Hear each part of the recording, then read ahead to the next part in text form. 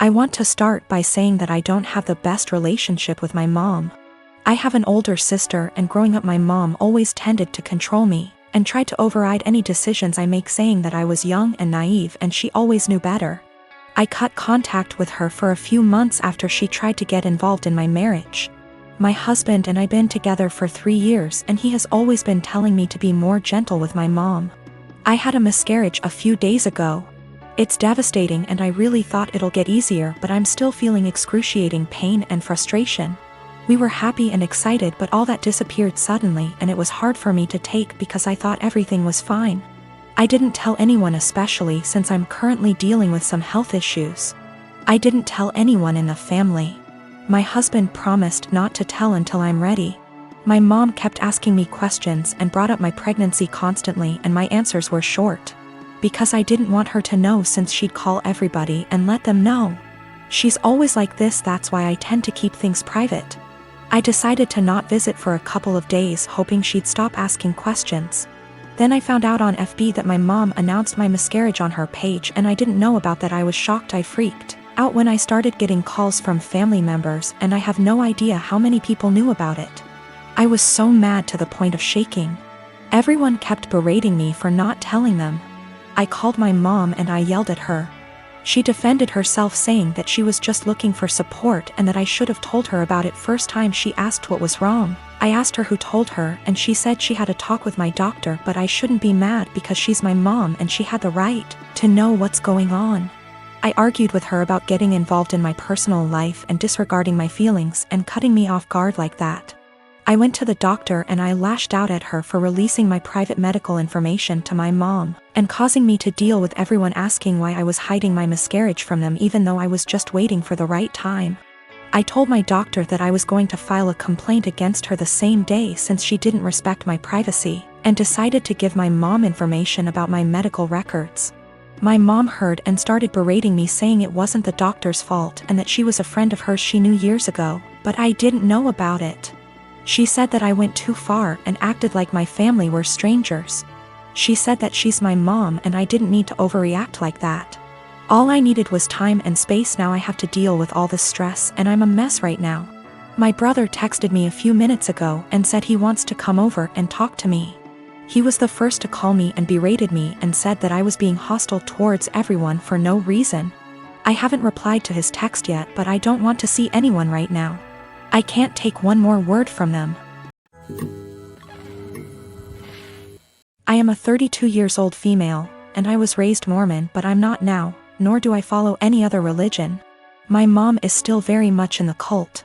As such, she has the typical Mormon mindset regarding gender roles and all that bullshit. Granted, I still think she'd be this way without her religion, though maybe not as bad. We get along splendidly, except when the topic of her religion comes up, which doesn't often. She's visiting right now. I don't see her in person much, but she came down for my birthday. It's also important to note that I have 2 sons. My 5-year-old has a mohawk. My 3-year-old has shaggy, shoulder-length hair. He's never had a haircut for a multitude of reasons, none of which would even be asked if he were a girl. Not long after she got here, she started going in on his hair. This is not the first time she's given her opinion on it. Why don't I cut it? Don't I want to prevent him from being bullied? Or from people thinking he's a girl? Because he hasn't asked and I want it to be his choice. Because he acts like I'm murdering him when I brush his teeth and hair. Because he also flails around like he's having an exorcism, so imagine that with a pair of scissors. Because if someone sees long hair and assumes girl, that's on them, and a simple "he's a boy" corrects it. But mostly it's because I don't want to. She got pissed and said what she really thought, which was, well, I just don't like long hair on boys. Clearly. Yet she has no problem with my other son's mohawk. Guess that's boyish enough for her. And she said it in front of both my sons, which pissed me off. I said the first thing which came to my head, which was, if you have a problem with long hair on boys, I suggest you take it up with your Lord and Savior Jesus Christ. You can start by asking him to get a haircut. Call John the barber. Bruh. If looks could kill, I'd be in outer darkness right now. She steeped in her anger for a while but didn't say anything else. She hasn't changed her opinion, nor will she. But I don't think she wants to get roasted again either, so she won't bring it up anymore. I feel like we're both assholes. As much as I hate her religion, that was also a low blow, and I have a tendency to speak first, regret later.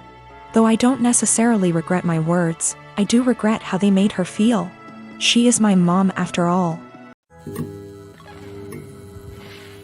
For some weird reason, my mother-in-law really wants to go into our bedroom whenever she comes over.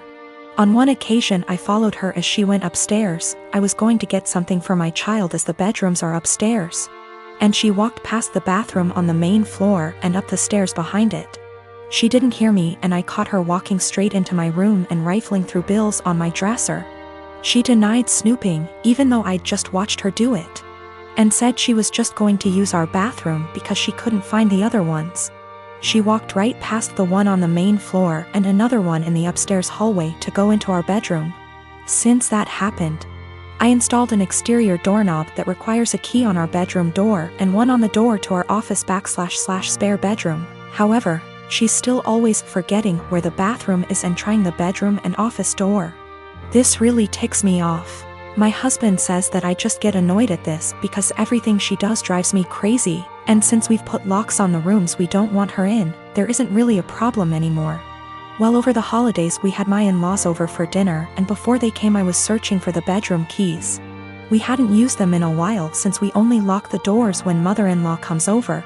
My husband told me we didn't need to lock the doors since she wouldn't try to get into the rooms, and I insisted that she would because she loves to snoop. We went back and forth and decided to cover the doorknobs in superfine glitter to see if she tried them. I did this once before when husband didn't believe me about the snooping to prove she'd been in the rooms. Last time she ignored the glitter and we didn't say anything about it, but then my husband couldn't deny that she tried to snoop. So this time I covered the knobs in glitter, and for the office went a touch further and rigged a little folder of glitter over the door to the office before the in-laws came over. I left it one side unlocked, French doors, and it was set so if you walked in the room you would get covered in glitter. Husband goes out of his way to show his mom the main floor bathroom when they got here and specifically asks his parents and sister not to go upstairs. There's a baby gate so the kids can't get upstairs either. Well, guess who had to go to the bathroom and got covered in glitter and had it all over their hands and hair? She completely lost it and started screaming at me, so I yelled back, and now my husband is saying I went too far. Apparently her car is ruined now too because it's covered in glitter that she can't get cleaned up. I will be ordering some cellulose glitter that is biodegradable and safer for future projects. And if she comes over again I will set up a camera. Or at least print out some fun fake documents so if she snoops again she can at least find something interesting. My wife and I have a 2-year-old son and have been married for 4 years. Our anniversary was a month ago and we found a nice, secluded cabin on Airbnb and rented it out for a long weekend getaway. My wife asked her parents if they would be willing to watch our son, and they agreed as long as we dropped him off at their house. That worked for us since it was on our way anyway. I was raised Lutheran and my wife was raised Catholic, but neither of us currently go to church and have not had our son baptized. My mother-in-law knows this and hates it. She thinks our son needs to be baptized or he will burn in hell. She's that kind of Catholic. So we go on our trip, and when we pick up our son and ask how the weekend went, mother-in-law says everything went fine and that she has saved my son's soul from the devil. I ask her what she meant and she says she had our son baptized that morning at her church. I tried my best to keep my cool so I didn't scream at mother-in-law in front of my son, but I pretty much grabbed my son and left. On the car ride home I was fuming and told my wife as calmly as I could that this would be the last time her parents have our son unsupervised. She tried to downplay what her mom had done, but I told her we need to wait until we get home to talk about it because I'm not fighting in front of my kid. When we got home and had a chance to talk about it, things got heated. I told my wife I no longer trust her parents with our son, and that if they did something like this behind our backs I can't trust them to respect our wishes as parents in the future. I said this was a huge breach of trust and I will forever look at her mom differently. She continued to try to defend her mom, saying that she was only doing what she thought was best for her grandson. She even downplayed it by saying that it's just a little water and a few words and we don't go to church anyway, so what does it matter? I told her that under no circumstances will I allow her parents to watch our son by themselves again. I said that we can still let them see their grandson, but only if we are present. I also said that if she doesn't see what the big deal is with this situation, that maybe we aren't on the same page as parents and maybe we need to see a counselor. She started crying and said that this isn't the kind of decision I get to make on my own, and I'm an asshole for trying to tell her what kind of relationship her parents can have with our son. I told her that I no longer have any trust or respect for her parents and that I don't know if there's anything they can do to repair that. I told her what her parents did was unforgivable in my eyes and they put themselves in this position to lose privileges with our son. She's been trying to convince me to change my mind for the last month, but I'm not budging. To me, this is a hill I'm willing to die on.